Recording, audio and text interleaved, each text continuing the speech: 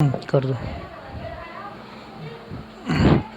Hello बेटे, इसके पहले मैंने एक्सरसाइज 1.2 का क्वेश्चन नंबर 3 तक करा दिया था। आज मैं क्वेश्चन नंबर 4 कराने जा रहा हूँ।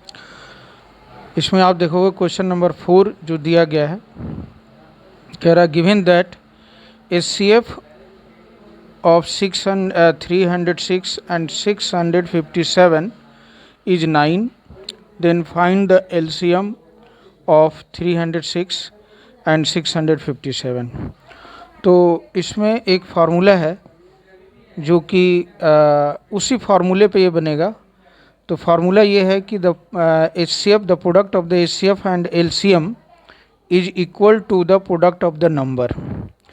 तो यहाँ पे आप देखो, यहाँ दिया गया है HCF इज गिवन क्वेश्चन में, HCF इक्वल टू 9 है और LCM फाइंड करने, LCM तुम्हें निकालना है। तो and the product of the number is दिया गया। तो यहाँ पे लिखना है कि HCF multiplied by LCM equal to product of number. अब HCF तुम्हें मालूम है, HCF 9 लिख लोगे यहाँ पे, मल्टीप्लाइड बाई LCM फाइंड करने हैं equal to the product of the number. तो product of the numbers 306 multiplied by 657। Therefore LCM is equal to 306 multiplied by 657 upon में 9। अभी इसे आप कैंसिल करोगे, 9 से 3 जा 9 और 3 से अगर इसको कैंसिल करोगे तो ये 102। अब 3 से फिर ये कैंसिल हो सकता है, 3 1 जा और 3 3 जा 9 एंड 3 4 जा 12। तो इस तरह से ये जो नंबर आया 34 मल्टीप्लाइड बाई 657, इसको आप मल्टीप्लाई कर दोगे, जो आंसर आएगा ये आंसर आ गया। तो ये क्वेश्चन नंबर 4 था, सिंपल है। इसमें आपको HCF दिया गया है, LCM फाइंड करने हैं और ये फार्मूला होता है। तो फार्मूले में 9 HCF के प्लेस पर रख दिया, LCM और प्रोडक्ट ऑफ द नंबर, इसको कैंसिल करके इसको मल्टीप्लाई करेंगे, ये आंसर आ जाएगा। नेक्स्ट क्वेश्चन नंबर 5 देखोगे आप। 5 में कह रहा है कि check whether 6 to the power n can end with the digit 0 for any natural number n। Check whether 6 to the power n can end with the digit 0 for any natural number n। किसी natural number n के लिए 6 to the power n का जो value होगा वो 0 का ends होगा, उसके उस नंबर के एंड 0 आएंगे। तो ये तुम्हें पहले बता दूं कि 0 एंड्स होता कैसे है। 0 तो अगर पेयर हो, जैसे 2 मल्टीप्लाइड बाई 5, रफ में कर सकते हो, तो इसका वैल्यू कितना आएगा 10। तो 1 पेयर अगर है तो 1 0 आएंगे। अगर इस तरह का 2 पेयर बनता है, 2 और 5 का अगर 2 पेयर बनाते हो तो इसको अगर तुम मल्टीप्लाई करो, 5 2 जा 10, 5 5 20, यानी 1 पे 2 0, यानी इस नंबर का जो एंड है वो 2 0 है, इसका 1 0 है। तो किसी भी नंबर के लिए उसके एंड डिजिट 0 आने के लिए क्या होना चाहिए, उसका प्राइम फैक्टर 2 और 5 होना चाहिए। तो अगर इस 6 का प्राइम फैक्टर 2 और 5 होगा तो हम लिख सकते हैं कि 6 to the power n can end with the digit of the 0। लेकिन अगर इसका फैक्टर 6 का फैक्टर 2 और 5 नहीं है, 2 एंड 5 नहीं है, तो ये इसके डिजिट जो है एंड डिजिट 0 नहीं होंगे। हमें एंड डिजिट 0 है या नहीं है वो चेक करना है। तो इसके लिए इस तरह से करने हैं कि क्वेश्चन नंबर 5 को करने के लिए सबसे पहले हम फैक्टर निकालेंगे। लिखेंगे prime factor of 6, prime factor of 6। तो 6 का प्राइम फैक्टर 2 और 3 होगा। तो यहाँ पर आप देखो कि ये जो 2 एंड 5 नहीं है, 2 तो है लेकिन 5 नहीं है। तो 1 एंड डिजिट 0 होने के लिए, एंड डिजिट 0 होने के लिए क्या होना चाहिए? 2 5 का फैक्टर होना चाहिए। तो 2 तो है लेकिन 5 है नहीं। तो इस तरह से ये लिखेंगे, यहाँ पे लिखेंगे कि since the prime factor, since the prime factor of 6 are not 2 and 5, 2 and 5, 2 और 5 नहीं है, इसलिए हम कह सकते हैं therefore we can say that the 6 to the power n cannot end, 6 to the power n cannot end with the digit 0 for any natural number n। ये complete answer हो गया। तो इस तरह से आपने देखा कि प्राइम फैक्टर ऑफ द 6 हमने निकाला 2 और 3 आ रहा है।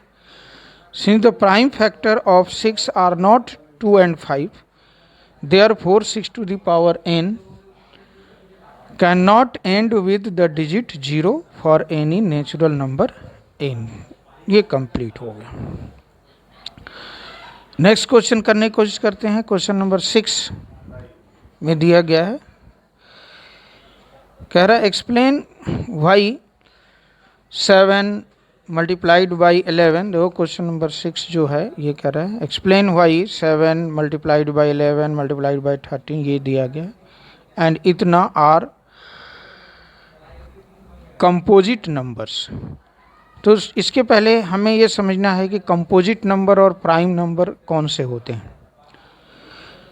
तो प्राइम नंबर वो होते हैं जिनका कि फैक्टर या जो नंबर सिर्फ अपने आप से डिविजिबल हो और या 1 से डिविजिबल हो। जैसे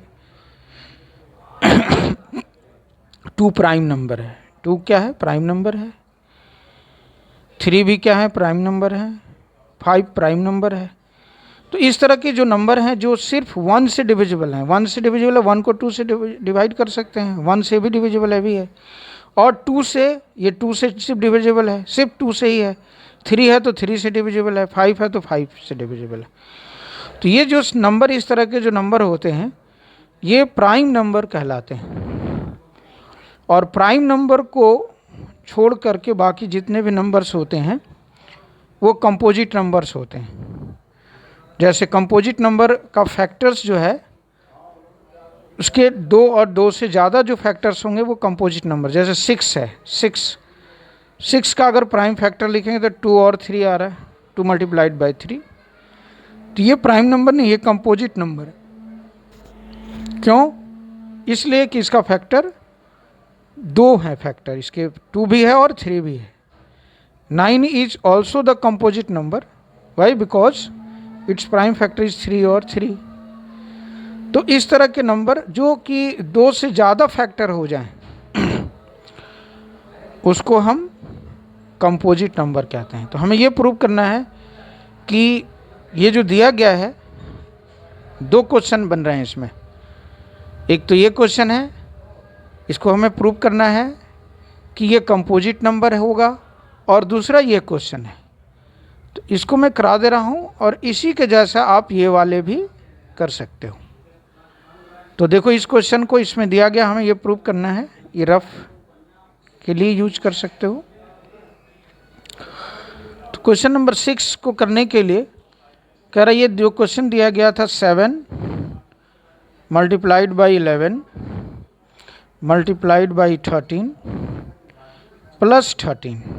देखो, अब यहाँ आप इसको अगर ध्यान से देखोगे तो 13 इन दोनों से कॉमन आ जा रहा है। ये 13 को कॉमन ले सकते हैं आप बाहर। देखो, ऐसे ले लिया। जब 13 से कॉमन लेंगे तो ये 13 को छोड़ करके बाकी ये दोनों बचे। तो इसके अंदर 7 मल्टीप्लाइड बाई 11 और प्लस, और यहाँ 13 के साथ अगर 13 को कॉमन लोगे तो इसके साथ 1 होता है। तो अगर हमने 13 कॉमन ले लिया तो यहाँ क्या बचेगा? 1 बचेगा। ऐसे नेक्स्ट स्टेप अगर आप लिखते हो तो 13, और इसको इससे जब मल्टीप्लाई किया हमने तो 77 और प्लस 1, यानी आया 13 मल्टीप्लाई का साइन 78। अब इस 78 का आप फैक्टर निकाल सकते हो। 78 का फैक्टर निकालने के लिए, प्राइम फैक्टर निकालने के लिए आप अगर इसको 2 से करते हो, 3 2 जा 6 और 9 2 जा 18। फिर इसको कर सकते हैं इससे 3 से, 3 1 जा और 3 3 जा 9, यानी इसके नेक्स्ट स्टेप में आप लिख सकते हो 13 फिर 2 मल्टीप्लाइड बाई 3 मल्टीप्लाइड बाई 13। तो इस तरह से आपने देखा कि इसके कितने प्राइम फैक्टर हो गया, 2 से ज़्यादा फैक्टर आ गया। तो ये नंबर कंपोजिट नंबर कहलाएगा। तो इस तरह से हमने इसको एक्सप्लेन कर दिया कि ये जो नंबर है वो कंपोजिट है। उसका क्या कारण है? इसलिए कि इनके प्राइम फैक्टर्स 2 और मोर देन 2 है, यानी 4 प्राइम फैक्टर्स हैं इसके। तो इस तरह से ये कंपोजिट हो गया। देयरफॉर लिख सकते हैं आंसर में क्या होगा, ये कंपोजिट नंबर्स हैं। देयरफॉर लिखेंगे कि 7 multiplied by 11 multiplied by 13 and plus 13 is composite number.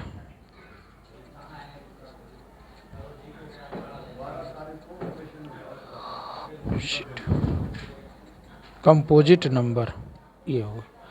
ये क्वेश्चन कंप्लीट हो गया आपके।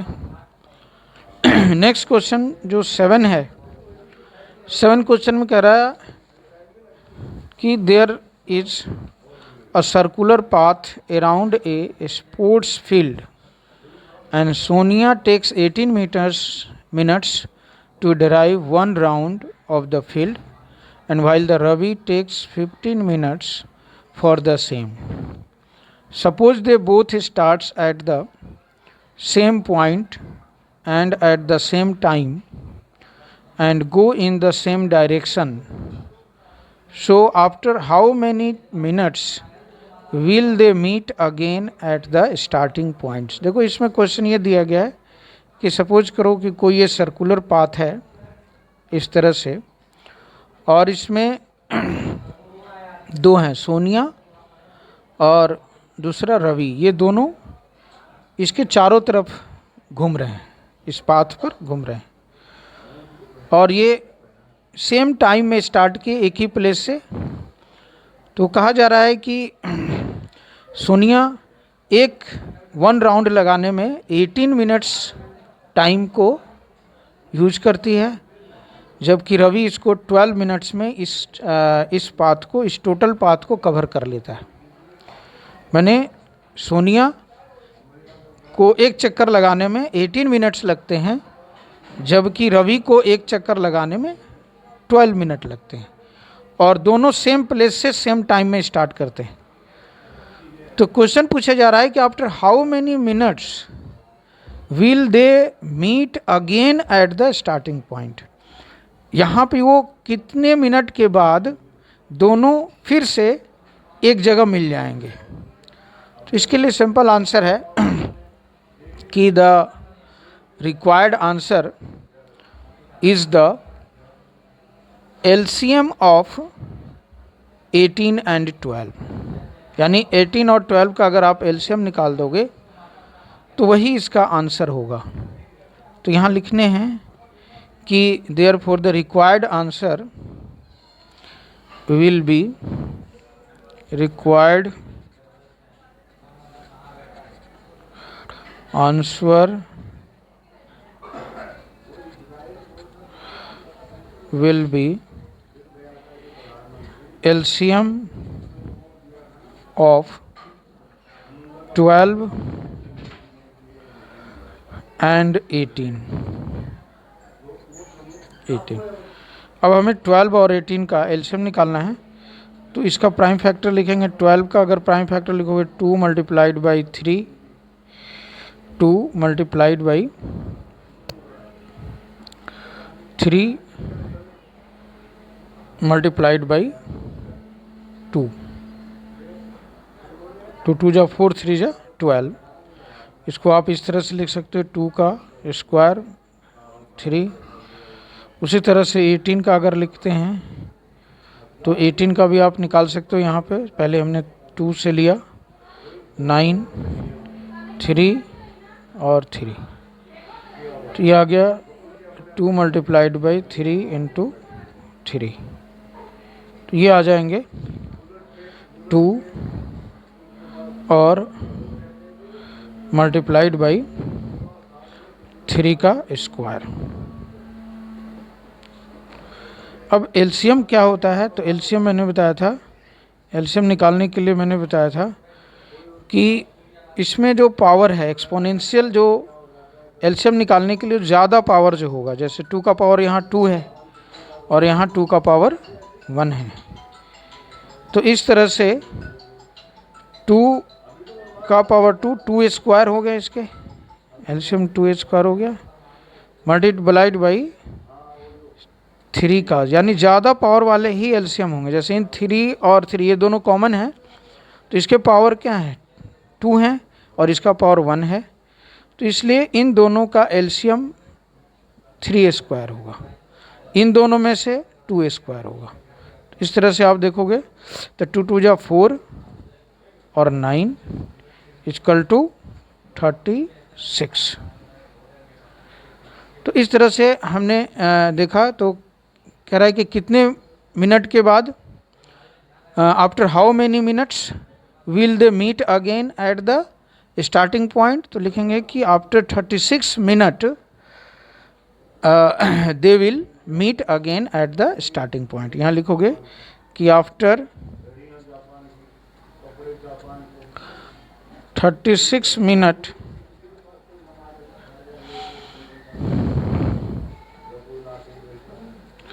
after 36 minutes they will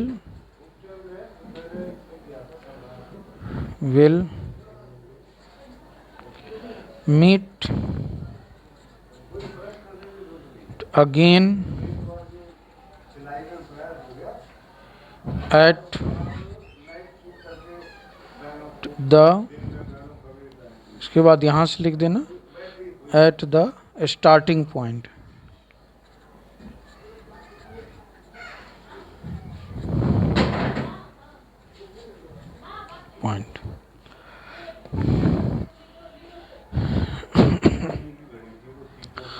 तो ये क्वेश्चन आपको समझ में आ गया होगा। तो इसके एलसीएम निकाल लेंगे तो इसके रिक्वायर्ड आंसर आ जाएंगे। अब है, इसके बाद मैं शुरू करने जा रहा हूँ एक्सरसाइज 1.3। देखो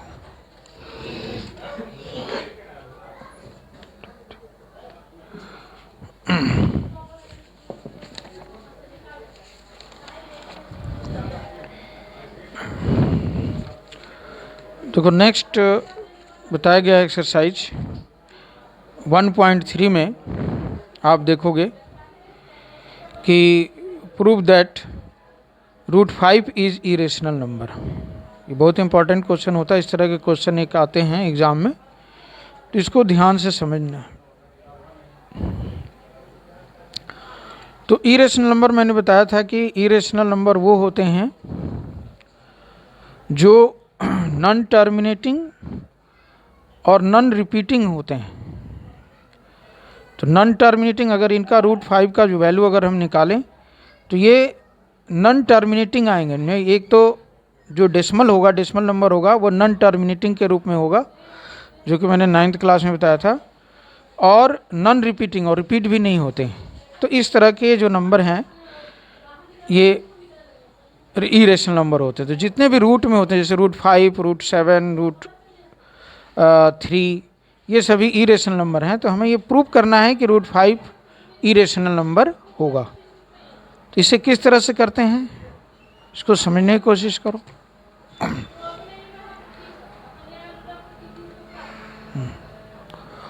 देखिए exercise 1.3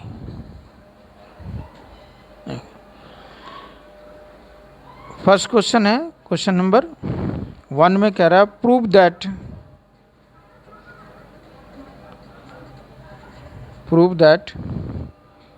√5 is irrational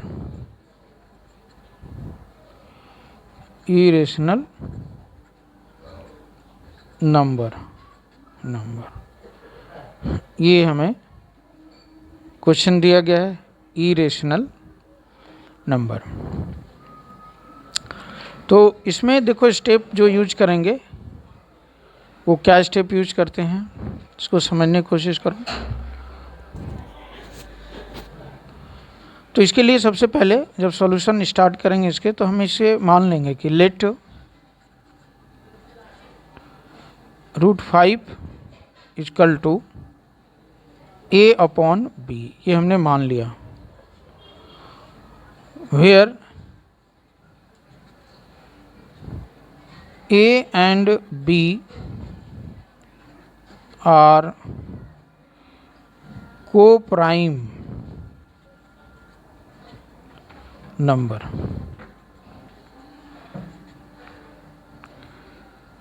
and co-prime number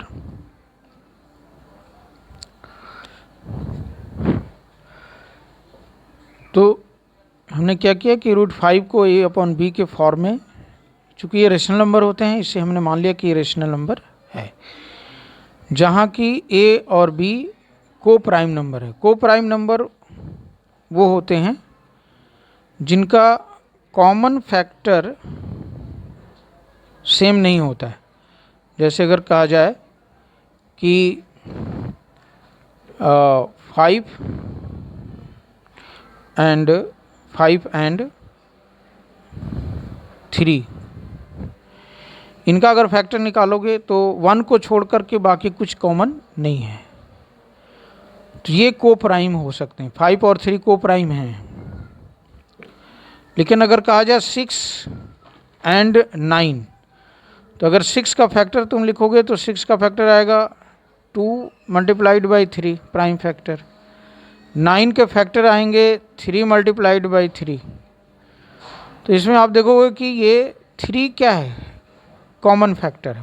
6 3 दोनों में आ रहा है। इसका मतलब ये हो गया कि 6 और 9 को प्राइम नहीं है। तो को प्राइम वो होंगे जिनका कोई कॉमन फैक्टर ना हो। जैसे इनमें देखो 3 क्या है, कॉमन है। 6 में भी है इसका फैक्टर, प्राइम फैक्टर 6 का भी 3 आ रहा है, 3 इज द, एंड 3 जो है 9 का भी है, तो कॉमन फैक्टर इसमें आ रहे हैं। तो ये को प्राइम नहीं है और ये को प्राइम है। 5 और 3 को प्राइम है। क्यों को प्राइम है? इसलिए कि इसके कोई भी कॉमन फैक्टर नहीं होते हैं। तो ये को प्राइम था। अब हम इसे प्रूव करेंगे। तो इसके लिए क्या करना है, स्क्वायरिंग बोथ साइड, ये जो दिया गया है इनको दोनों तरफ स्क्वायर करो, तो लिखेंगे स्क्वायरिंग बोथ साइड।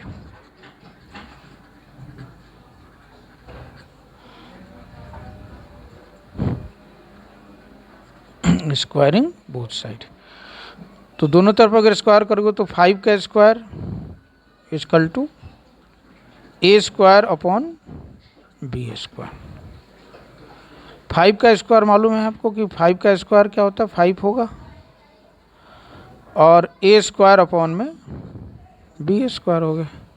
इसके नीचे 1 है, अगर आप क्रॉस करोगे इसको तो a square equal to 5 B square, इसका इक्वल टू 5 बी स्क्वायर, ये आ गया। इसे इक्वेशन 1 मान सकते हो। अब इसे ये देखो कि 5 क्या है, फैक्टर है। 5 is a factor of a square, कर सकते हो यहाँ पे, you can say that the 5 is a factor of a square. तो यहाँ पे लिखो कि 5 is a factor of a square, therefore 5 is also a factor of a. अगर 5 ए स्क्वायर का फैक्टर है तो 5 ए का भी फैक्टर होगा। 5 is also a factor of A. Next step हमें ये करना है कि लेट, अब जब ये आगे हमने प्रूव कर लिया कि 5 इज ए फैक्टर ऑफ ए, तो एज कल टू मान सकते हो, देयरफॉर एज कल टू मान लो 5m मान लिया। And then from equation 1 from equation 1, तो इक्वेशन 1 से क्या लिखोगे, 1 में देखो क्या दिया गया, a square equal to 5 B square. अब यहाँ ए का वैल्यू रख दिया हमने 5m, इसका whole square equal to 5 B square. यहाँ के बाद लिखोगे 5 का अगर स्क्वायर करेंगे तो 25 m स्क्वायर 5 बी स्क्वायर, ठीक है।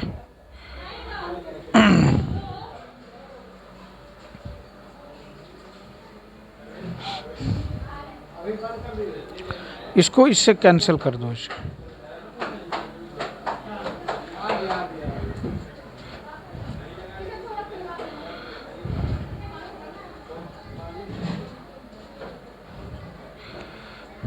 ठीक है। यहाँ तक आ गए समझ में।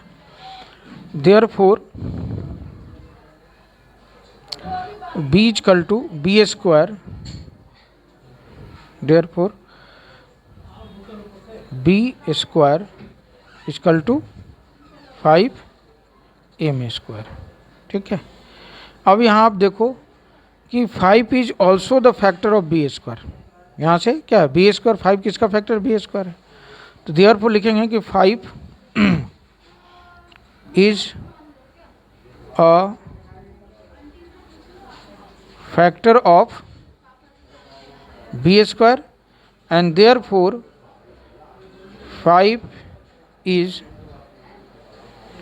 also a factor of b। तो इस तरह से तुमने देखा कि 5 a का फैक्टर है और यहाँ 5 b का भी फैक्टर है, यानी 5 is A common factor of a and b। Therefore लिख सकते हो, देयरफॉर 5 is a common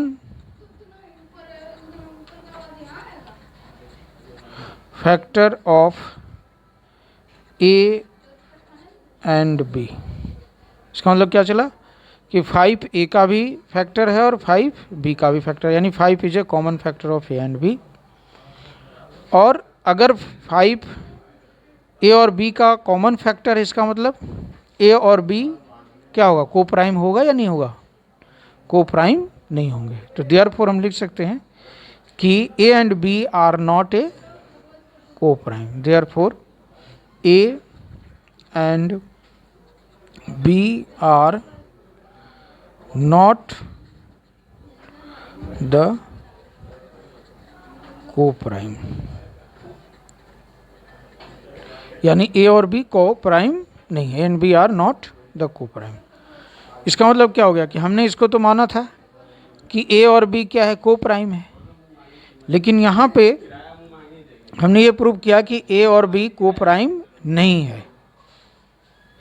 जब ए और बी को प्राइम नहीं है, इसका मतलब कि जो हमने सपोजिशन किया था या एजम्पशंस किया था वो क्या है, रॉन्ग है। तो देयरफॉर यहाँ पे हम लिख सकते हैं कि आवर एजम्पशन इज रॉन्ग। हमने माना क्या था कि ए और बी को प्राइम होगा, लेकिन यहाँ पे हमने प्रूव किया कि a and B coprime नहीं है। हमने यहाँ माना था कि ए और बी को प्राइम है, लेकिन यहाँ पे हम प्रूव कर रहे हैं कि ए और बी को प्राइम नहीं है। इसका मतलब जो हमने एज्यूम किया कि ये को प्राइम होना चाहिए वो नहीं है, ये करेक्ट है। तो यहाँ पे लिख सकते हो therefore our assumption is incorrect.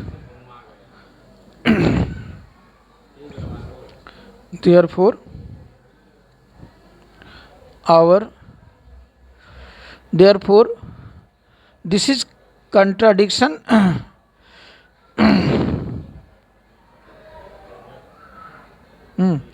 Therefore लिख सकते हो देयरफॉर आवर एज्यूम्पशन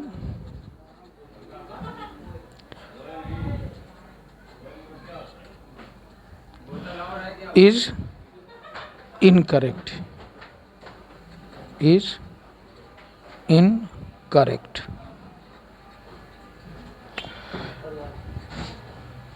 हमने जो माना वो गलत है। तो हमने जब ये माना, हमने इसको माना था कि ये क्या है, रेशनल नंबर है।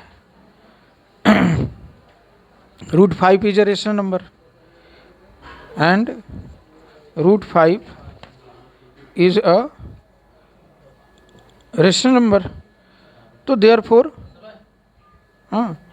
तो यहाँ पे लिख सकते हो कि दिस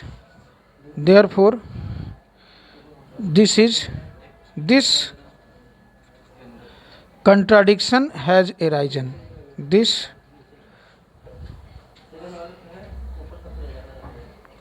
contradiction is लिख सकते हो, यहाँ पे थोड़ा एक स्टेप लिखना है।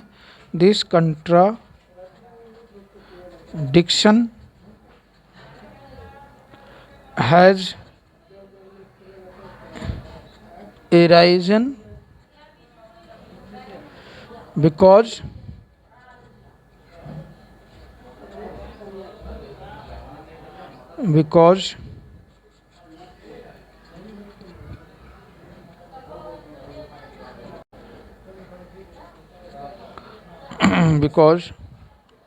of our incorrect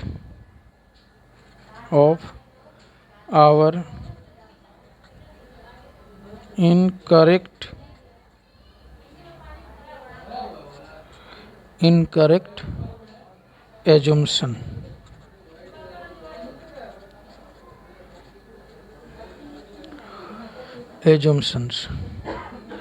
Therefore, we can say that √5 is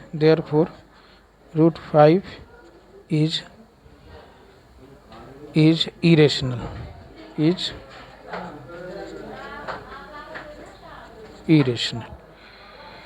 तो इस तरह से मैं उम्मीद करता हूँ कि आपको समझ में आया होगा।